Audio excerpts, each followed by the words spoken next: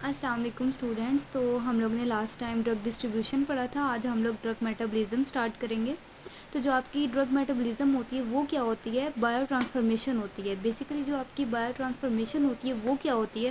اب یہ آپ کے پاس ایک ڈرگ ہے، ٹھیک ہے. اب اس میں فردر ریئیکشنز ہوں گے، اس کی بایو ٹرانسفارمیشن ہوگی. مطلب یہ ہے کہ اس کی بریک ڈاؤن ہوگی اور یہ کنورٹ ہوگی انٹو اندر پارٹیکلس. اب یہ دوسرے پارٹیکلز ہیں، تو یہ آپ کی کیا ہے؟ Bio transformation. تو یہ بیسیکلی ایک بایو ٹرانسفارمیشن پروسیس ہے کہ ایک پارٹیکل کا کنورٹ ہونا انٹو دی اندر particle. The conversion of drug from one chemical form to اندر، تو اس کو آپ لوگ بولتے ہیں میٹابولزم. اب میٹابولزم کا مین ایم کیا ہوتا ہے؟ ٹو کنورٹ لپڈ سالوبل یعنی کہ non polar drug to water soluble drug to avoid reabsorption in renal tubules and help in excretion. اب یہ میں آپ کو بتاتی ہوں اس کا کیا مطلب ہے. اب دیکھیں، سب سے پہلی بات، اب آپ کی ڈرگ ہے. ڈسٹریبیوشن میں کیا ہوتا تھا؟ آپ کی جو ڈرگ ہے آپ کے ریسیپٹر کے ساتھ اٹیچ ہوتی تھی. ریسیپٹر کے ساتھ جب یہ بائنڈ کرتی تھی تو پھر یہ اپنا کیا کرتی تھی؟ ریئیکشن سٹارٹ کرتی تھی، اپنا ایکشن سٹارٹ کرتی تھی. بیسیکلی ہم ڈرگ اس لیے لیتے ہیں کہ آپ کی جو ڈرگ ہے وہ آپ کی باڈی میں جاتی ہے. باڈی میں جانے کے بعد وہ اپنا ایک اسپیسیفک جو ایکشن ہے وہ پرفارم کرتی ہے. تو ہمارا کام تو یہاں تک ختم ہو جانا چاہیے. بیسیکلی جو اصولاً جو کام بنتا ہے ہمارا، وہ جو ہمارے ڈسٹریبیوشن کا اسٹیپ ہے یہیں پہ ختم ہو جانا چاہیے، لیکن نہیں، ایسا نہیں ہوتا. اب کیا ہوتا ہے؟ اب دیکھیں، آپ لوگ کھانا کھاتے ہیں، 3 ٹائم کھانا کھاتے ہیں، ایسا ہی ہے. اب آپ نے صبح بھی کھایا، دوپہر کو بھی کھایا، شام کو بھی کھایا، رات کو بھی کھایا. تو کیا ہوتا ہے کہ آپ نے یہ کھانا کھایا ہے، آپ جب فل ہو جاتے ہیں، اب آپ کیا کرتے ہیں؟ بار بار تو نہیں نا کھانا کھا سکتے. اب دیکھیں، آپ کو کیا ہوتا ہے؟ ضرورت پڑتی ہے کہ آپ نے اس کو ایکسکریٹ کرنا ہے اپنے کھانے کو. اگر آپ بار بار اوور فل ہوتے جائیں گے تو کیا ہوگا؟ آپ کی جو پیٹ ہے اس میں درد سٹارٹ ہو جائے گا، آپ کو وومیٹنگ سٹارٹ ہو جائے گی، کہ آپ کو بد ہضمی سٹارٹ ہو جائے گی. تو یہ ساری جو سمٹمز ہیں یہ اسی وجہ سے آتے ہیں کہ آپ کا کھانا جو ہے بیسیکلی وہ کیا ہوا ہے؟ ایکسکریٹ آؤٹ نہیں ہوا آپ کی باڈی سے. سیم اسی طرح کہ اگر کوئی ڈرگ ہے وہ آپ کی باڈی میں رہ جائے گی تو اس کے کافی زیادہ سائیڈ ایفیکٹس آ جائیں گے آپ کو. تو اسی لیے اس ڈرگ کا آپ کی باڈی سے نکلنا بہت زیادہ ضروری ہوتا ہے، ٹھیک ہے. اب کچھ ڈرگز آپ کی ایسی ہوتی ہیں جو آپ کی ہائیڈروفیلک ہوتی ہیں، کچھ ایسی ہوتی ہیں آپ کی لیپوفیلک ہوتی ہیں. اب جو ہائیڈروفیلک ڈرگ ہوتی ہیں وہ واٹر لونگ ہوتی ہیں، یعنی کہ واٹر سالوبل ڈرگس، اور جو لیپوفیلک ہیں وہ لپڈ سالوبل ڈرگس ہیں. اب یہ دیکھیں، اب جو ہائیڈروفیلک ڈرگ ہے، بیسیکلی ہم لوگوں نے میٹابولزم کیوں کرنا ہوتا ہے؟ کیونکہ ہم لوگوں نے جو ہماری ڈرگ ہے یا پھر جو ہمارے پارٹیکلز ہیں ان کو کنورٹ کرنا ہوتا ہے into polar compounds. Polar compounds کا وہ مطلب ہوتا ہے کہ آپ کی جو ڈرگ ہے وہ ایزیلی کیا ہوتی ہے؟ سالوبل ہوتی ہے، یعنی کہ وہ واٹر سالوبل بنتی ہے. اب بیسیکلی دیکھیں، آپ کی جو ڈرگ ہے، اب آپ نے جب ڈرگ لی ہے اگر وہ ہائیڈروفیلک ہوگی وہ سیدھی سیدھی یورین بنے گی، ٹھیک ہے. وہ سیدھی یورین بن کے وہ ریموو ہو جائے گی آپ کی باڈی سے. اب دیکھیں، اب جو آپ کی لیپوفیلک ڈرگ ہے، اب اس نے کڈنی سے بھی تو گزرنا ہے.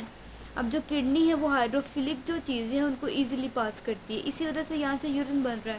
اب جو آپ کی لیپوفیلک ڈرگز ہیں وہ یہاں سے ایزیلی پاس نہیں کر سکتی. اب آپ کو کیا چاہیے کہ جب آپ نے لیپوفیلک ڈرگ کو پاس کروانا ہے، ایکسکریٹ کروانا ہے، تو ایکسکریٹ کرنے کے لیے آپ کو اس کو کیا کرنا پڑے گا؟ میٹابولائز کرنا پڑے گا. سمجھ آ رہی ہے بات کی؟ کہ جو آپ کی ہائیڈروفیلک ہے وہ تو سیدھی سیدھی ریموو ہو جائے گی باڈی سے یورین کی فارم میں بن کے، کیونکہ وہ واٹر لونگ ہے. لیکن جو آپ کی لیپوفیلک ہے وہ کیا ہوگی؟ وہ میٹابولائٹس میں کنورٹ ہوگی، یعنی کہ اس کا میٹابولزم ہوگا. اور آپ کا جو میٹابولزم ہے وہ کہاں پہ ہوتا ہے؟ آپ کے لیور میں.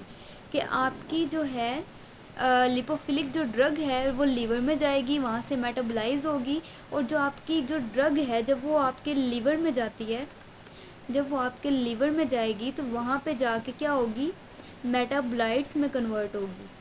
اب جو آپ کے میٹابولائٹس ہیں یہ وہی اسٹیٹ ہے بایو ٹرانسفارمیشن والی، کہ آپ کی جو ڈرگ ہے وہ ایک فارم سے نکل کے دوسری فارم میں کنورٹ ہو رہی ہے، ٹھیک ہے. اب یہ میٹابولائٹس میں کنورٹ ہوگی، اس کے بعد یہ آپ کی باڈی میں ریموو ہوگی. اب آپ کا جو لیور ہے یہ ڈفرینٹ انزائمس کو یوز کرتا ہے میٹابولائٹس بنانے کے لیے. تو یہ ساری چیزیں ہم لوگ آگے ڈیٹیل میں پڑھتے ہیں. تو یہ مین کنسیپٹ ہے کہ آپ نے لیپوفیلک جو ڈرگ ہے وہ ایزیلی پاس نہیں ہوتی ہے ایسے آپ کی کڈنی سے، تو آپ نے اس کو پہلے واٹر سالوبل بنانا ہے. تو اسی وجہ سے کہتے ہیں کہ آپ نے اس کو مور پولر کرنا ہے. جو لیپوفیلک ڈرگ ہے اس کو آپ نے پولر کرنا ہے، تو پھر ہی وہ آپ کی باڈی سے ایکسکریٹ آؤٹ ہوگی. تو بیسیکلی ہم میٹابولزم اس لیے کرتے ہیں تاکہ ہم پارٹیکلس کو پولر بنا سکیں. अब नेक्स्ट आपकी बात आ जाती है, जो लिपिड सलोबल ड्रग्स हैं वो वाटर सलोबल है, इंक्रीज पोलैरिटी, यही बात मैंने आपको बता दी है। अब ये इस वजह से भी होते हैं कि कुछ आपकी एक्टिव ड्रग होती है जो क्या करती है, जो आपको फार्माकोलॉजिकल एक्शन परफॉर्म करती है आपका, और कुछ आपकी इनएक्टिव ड्रग होती है जो क्या करती है, कोई भी फार्माकोलॉजिकल एक्शन परफॉर्म नहीं करती। अब कुछ ऐसी ड्रग्स होती है जो आप एक्टिव फॉर्म में लेते हैं अपनी बॉडी में, और कुछ आप इनएक्टिव फॉर्म में लेते हैं, क्योंकि आपने उसके इफ़ेक्ट को मिनिमाइज़ करना होता है। अब कुछ ऐसी ड्रग्स होती हैं जो आपकी लिपिड सलोबल होती है, कुछ आपकी वाटर सलोबल होती है। तो आपकी जो होती है ना, जो आपकी वाटर सलोबल ड्रग होती है, उसमें एग्जांपल आ जाती है आपकी स्ट्रेप्टोमाइसिन, न्यूस्टिग्मीन, के ये वाली जो आपकी ड्रग्स हैं ये इजीली यूरिन की फॉर्म में बन जाती हैं और ये रिमूव हो जाती हैं। अब देखें आपका जो ड्रग मेटाबॉलिज्म है ये क्या होता है, अब इसके कुछ फेजेस होते हैं। अब आपकी ये ड्रग है, इसके आपके 2 फेजेस हैं, फ़ेज़ 1 एंड फ़ेज़ 2। अब जो फ़ेज़ 1 है उसमें आपके 3 तरह के रिएक्शन हो रहे होते हैं, और जो फ़ेज़ 2 है इसमें एक तरह का रिएक्शन जो आपका बेसिकली जो मेटाबॉलिज्म है। अब ये हमने देखना है मेटाबॉलिज्म हो किस तरह से रहा है। ये 2 तरीक़ों से हो रहा है, 2 रिएक्शन से हो रहा है, फ़ेज़ 1 एंड फ़ेज़ 2। अब जो आपका फ़ेज़ 1 है उसमें आपके 3 तरह के रिएक्शन है, ऑक्सीडेशन, हाइड्रोलिसिस एंड रिडक्शन। तो आपका जो फ़ेज़ 2 है बेसिकली कुछ ड्रग्स होते हैं जो सिर्फ फ़ेज़ 1 पे आके स्टॉप हो जाती हैं, मतलब कि उनको ज़्यादा पोलर बनाने की हमें ज़रूरत नहीं पड़ती। लेकिन आपकी कुछ ऐसी ड्रग्स होती हैं जो मेटाबोलाइट्स ए में तो कन्वर्ट हो गई हैं, मतलब ये कि वो पोलर फॉर्म में आ गई हैं, लेकिन उसको मज़ीद पोलर बनाने की ज़रूरत पड़ती है। अगर किसी ड्रग को मज़ीद पोलर बनाने की ज़रूरत पड़ती है तो फिर वो आती है फ़ेज़ 2 रिएक्शन में।